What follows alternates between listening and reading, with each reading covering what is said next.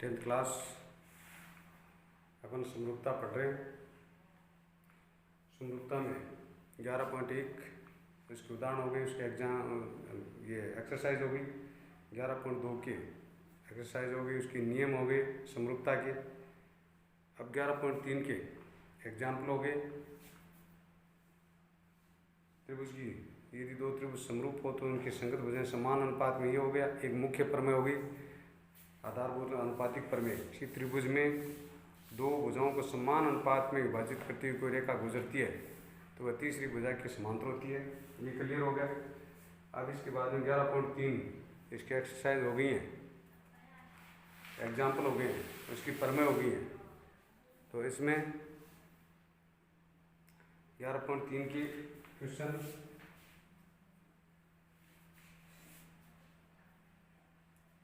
पहला, दो त्रिभुज ABC और PQR में AB बटा PQ, दो त्रिभुज ABC और PQR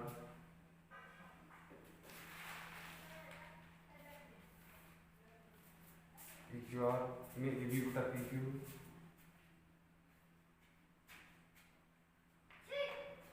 और BC बटा QR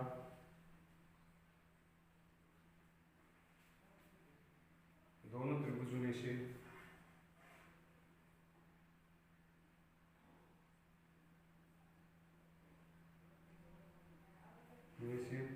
दो कोण के नाम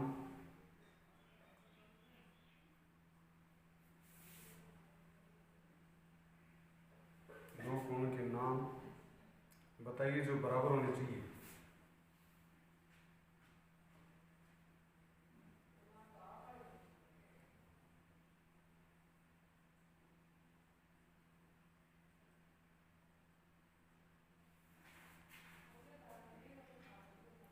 ताकि ये दोनों त्रिभुज समरूप हो सके।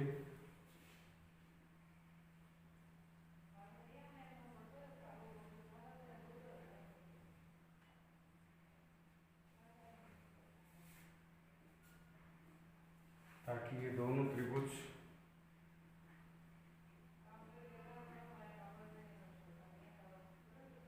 समरूप हो सके।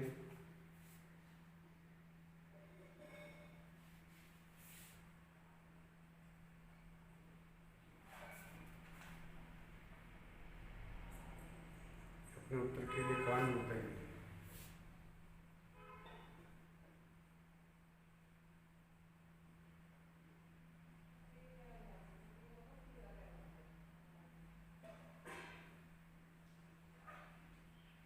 ये क्वेश्चन है। अब क्वेश्चन दे दिया तो क्वेश्चन को अच्छी तरह से पढ़ना। दो त्रिभुज ABC और PQR में AB बटा PQ BC बटा QR दोनों त्रिभुजों में से दोनों कोणों के नाम बताइए जो बराबर होने चाहिए ताकि ये दोनों त्रिभुज समरूप हो सके।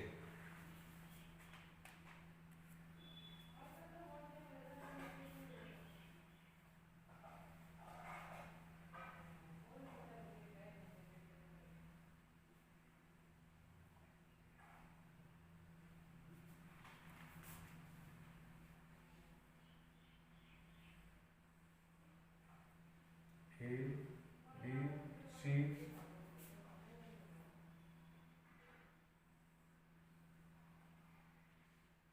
PQR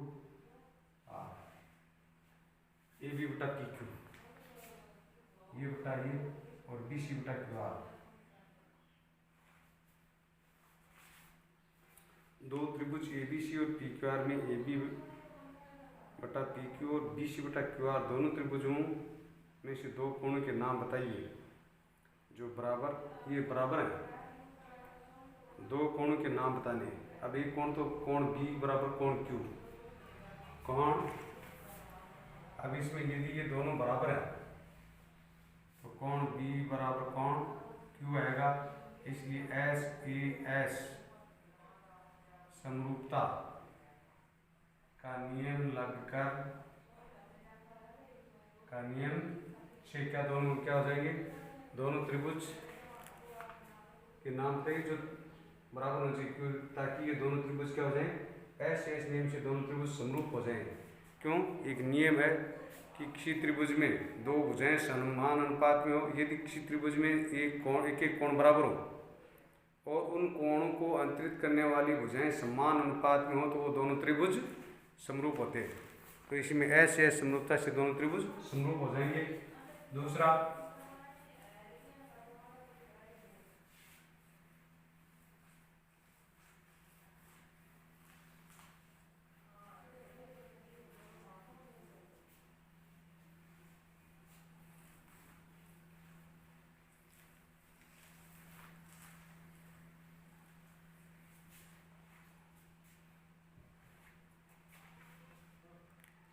त्रिभुज एबीसी और डीएफ में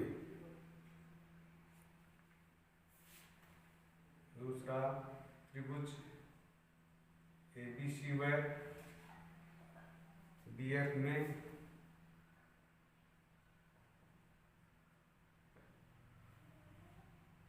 कोण ए बराबर कोण डी,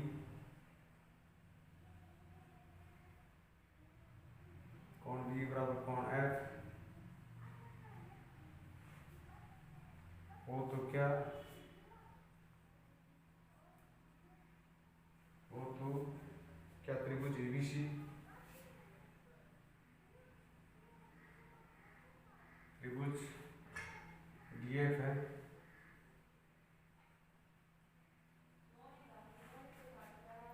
अपने उत्तर के लिए कान दीजिए।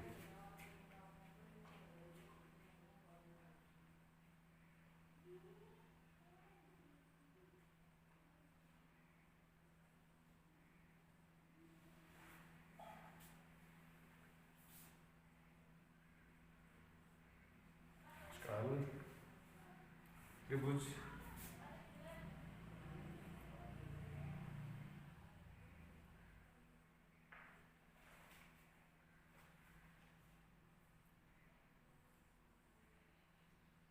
D E F D F ये दिया कोण ए बराबर कोण डी, कोण बी बराबर कोण ई, एफ में कोण ई है।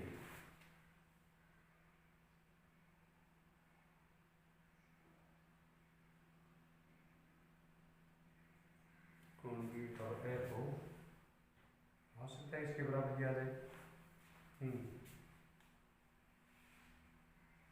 तो क्या त्रिभुज एबीसी अपने बिल्कुल है। समरूपता का नियम, समरूपता के जो 4 नियम बताए थे उन चारों नियमों में एक ए समरूपता भी है। यदि एक त्रिभुज के दो कोण दूसरे त्रिभुज के दो कोणों के बराबर हैं तो वो दोनों त्रिभुज ए समरूपता का नियम का पालन करते हुए दोनों त्रिभुज समरूप होते हैं। तो इसमें ए समरूपता का नियम लग जाएगा। ए समरूपता का नियम लेते हैं दोनों त्रिभुज, इस त्रिभुज के दो कोण चूंकि कोण ए बराबर कोण डी, कोण बी बराबर कोण एफ, इसलिए ए समरूपता से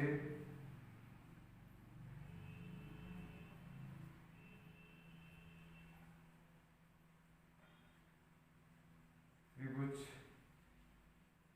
एबीसी समरूप है डी एफ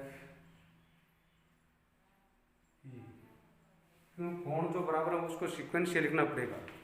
कोण ए के बराबर डी है, कोण बी के बराबर एफ है, तो कोण बी के स्थान पर यहाँ इसमें एफ आएगा, तो इसमें सी है, तो इसमें लास्ट में ई ऑटोमेटिक बच जाएगा। इसलिए ए समरूपता के नियम से दोनों त्रिभुज क्या हो गए? समरूप हो गए।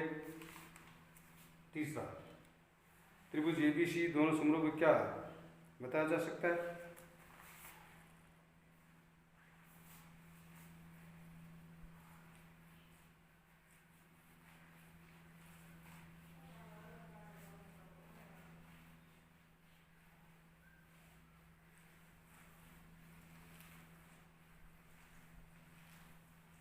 ये एक्सरसाइज हल करने से पहले अपने को जो समरूप के जो 4 नियम हैं उनको दोबारा रिवाइज कर लेना चाहिए। पहला नियम तो है एस एस एस, दूसरा एस ए एस, तीसरा ए, चौथा RHS। ये नियम तो ये कह रहा है ये कि एक त्रिभुज की तीनों भुजाएं दूसरे समरूपता के नियम, ठीक है, समरूपता के नियम है। ये क्या है? समरूपता के नियम। समरूपता के नियम में ये ऐसा समरूपता एक त्रिभुज के तीनों कोण तीनों भुजाएं दूसरे त्रिभुज की तीनों भुजाओं के समान अनुपात में तो दोनों त्रिभुज समरूप होंगे। इसमें यदि दो त्रिभुजों के एक कोण बराबर है और उन कोण को अंतरित करने वाले दोनों भुजाएं समान अनुपात में है तो वे दोनों त्रिभुज ऐसे नियम से दोनों त्रिभुज समरूप होंगे। एक त्रिभुज के दो कोण दूसरे त्रिभुज के दो कोणों के बराबर होते हैं, दोनों त्रिभुज समरूप होते हैं। RHS 90 डिग्री, दो त्रिभुजों के अंदर दोनों त्रिभुज समकोण हो, उनके कर्ण समान अनुपात में और एक संगत भुजाएं समान अनुपात में हों तो दोनों त्रिभुज समरूप होते हैं। इस प्रकार से समरूपता के जो 4 नियम हैं, इन यही नियम लग रहे हैं, अपने को देखना है। जो प्रश्न दे रखे हैं उसके अनुसार उसके डायग्राम बनाना। डायग्राम बनाने के बाद में ये देखना पड़ेगा कि इसमें कौन सा नियम लग रहा है और उस नियम की व्याख्या करते हुए उसको बताना है कि इस नियम के अनुसार ये त्रिभुज समरूप होता है। और समरूप हो जाते हैं, यदि दो त्रिभुज समरूप होते हैं उसमें से दो बातें निकल के आती हैं। एक तो इसकी तीनों भुजाएं समान अनुपात में और एक इसके तीनों कोण बराबर। तीसरा क्वेश्चन, यदि त्रिभुज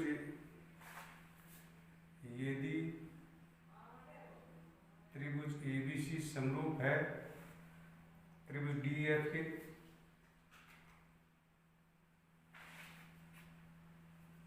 वो तो क्या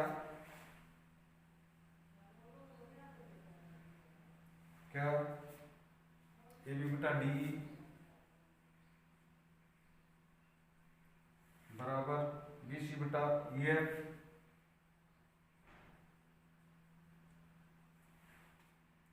CA बटा FD बताया जा सकता है।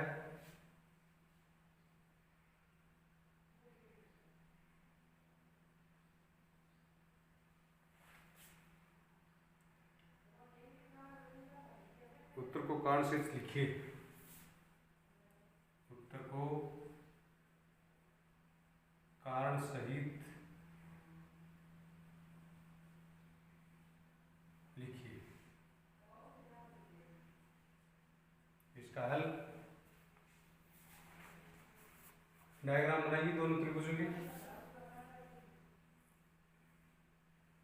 ABC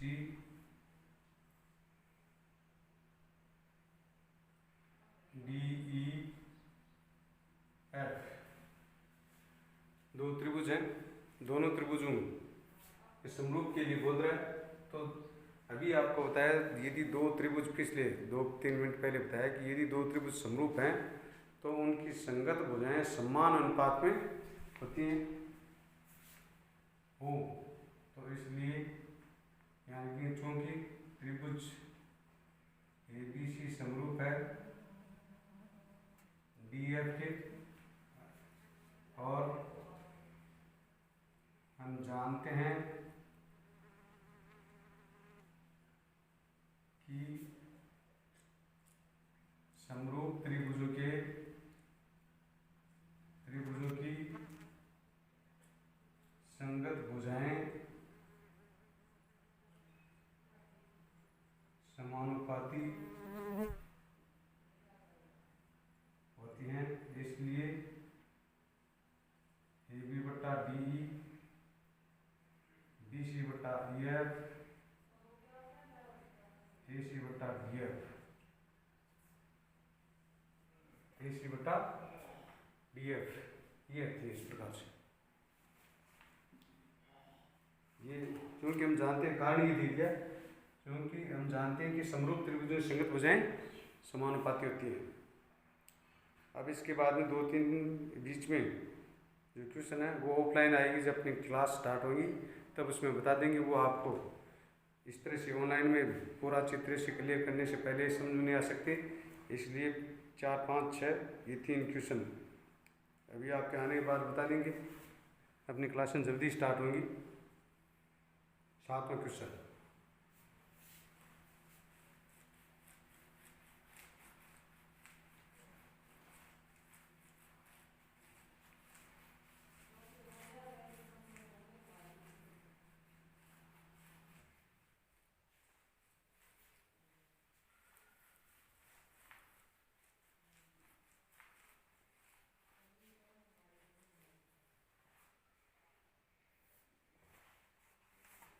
त्रिभुज PQR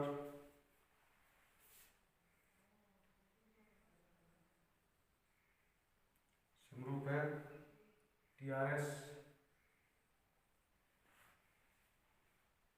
वो तो बताइए इस समरूप त्रिभुजों के युग्म में कौन कौन से कोण परस्पर समान हो तो बताइए इस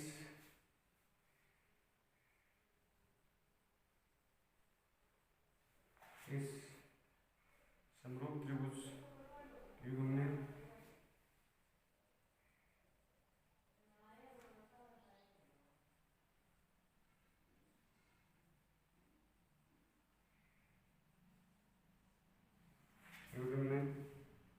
कौन कौन से कोण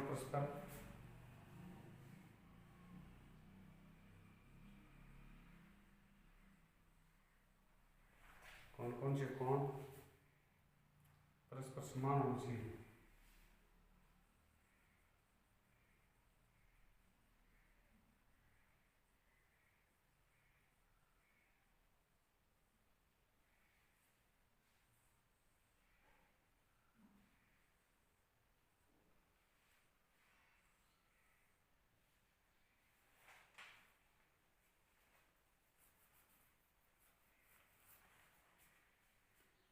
PQR ABC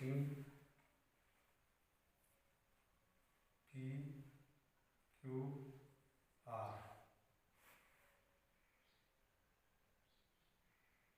TRS, यहाँ T है, यहाँ R है, ये S है।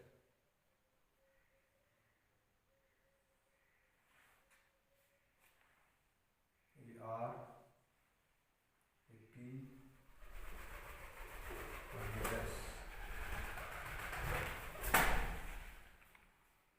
इसमें त्रिभुज PQR TRS दोनों समरूप बताएगी।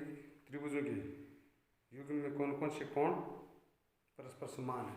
जो समरूप का जो चिन्ह होता है उस समरूप के चिन्ह के दोनों साइड में जो त्रिभुजों के नाम है वो सीक्वेंस से बराबर होते हैं, क्रम से बराबर होते हैं। इसमें ये लिखा हुआ है त्रिभुज PQR समरूप है त्रिभुज TRS। ये P कोण पहला है तो इसमें T है, तो ये P कोण ये दोनों बराबर है। कोण RPS बराबर कोण RTS। दूसरा Q बराबर R है, Q T एक यहाँ Q है, RPQ। दूसरा Q बराबर R है तो Q बराबर R ये कोण है, तो इसमें कोण PQR बराबर कोण SRT है। तीसरा R बराबर S, R बराबर R ये कोण PRQ बराबर कोण RST। इसमें कई बार कंफ्यूज हो जाते हैं। इसमें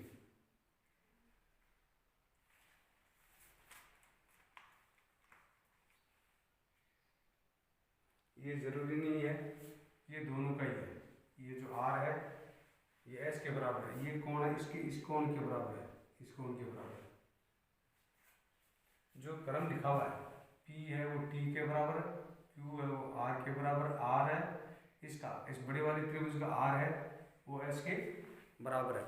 इस प्रकार से जो त्रिभुज का नाम लिखा होता है उस त्रिभुज के नाम के दोनों साइड में जो सीक्वेंस से जो लिखे होते हैं, सीक्वेंस से जो क्रम से लिखे होते हैं, ये जो क्रम लिखा होता है उस क्रम के अनुसार कोण बराबर होते हैं। पहला पहले के बराबर, दूसरा दूसरे के बराबर, तीसरा तीसरे के बराबर। अब इसलिए तो अपन समरूप त्रिभुज का नाम लिखते हैं तो उसके संगत पार्ट्स हैं वो अच्छी तरह से बराबर लिखने, सीक्वेंस से लिखने पड़ते हैं। सर्वांक सम और समरूप का जो चिन्ह होता है और अकेले सर्वांक सम का ये है। तो इन चिन्हों के अंदर क्रमबद्धता का बड़ा महत्व है। क्रमबद्धता का महत्व है, इसमें क्रम से लिखना पड़ता है। जो कोण है, भुजा हैं, वो जो नियम से लिखा जाता है, कौन सा कोण पहले आएगा कौन सा बाद में आएगा, इसके अनुसार ये लिखना पड़ता है। इसमें इस तरह से अपन इसमें 7 क्वेश्चन कर लिए। आगे की प्रश्नावली में अपन दूसरे अगले जो क्लास आएगी उसमें और देखेंगे। आप टेस्ट दो, टेस्ट बहुत कम स्टूडेंट्स दे रहे हैं आपके ऊपर। आप थोड़ी पाबंदी नहीं है घर पे, इसमें पाबंदी की आवश्यकता नहीं होनी चाहिए। आप तो खुद समझदार हो, 10th क्लास के स्टूडेंट हो, आप 10th क्लास के स्टूडेंट हो, तो इसमें आपको खुद बोर्ड के जिम्मेवार स्टूडेंटों की भूमिका निभानी चाहिए। टेस्ट दीजिए, आपके पास रिजल्ट आएगा, देखिए क्या कमी रही है, तो इसलिए आप टेस्ट में अपीयर होइए।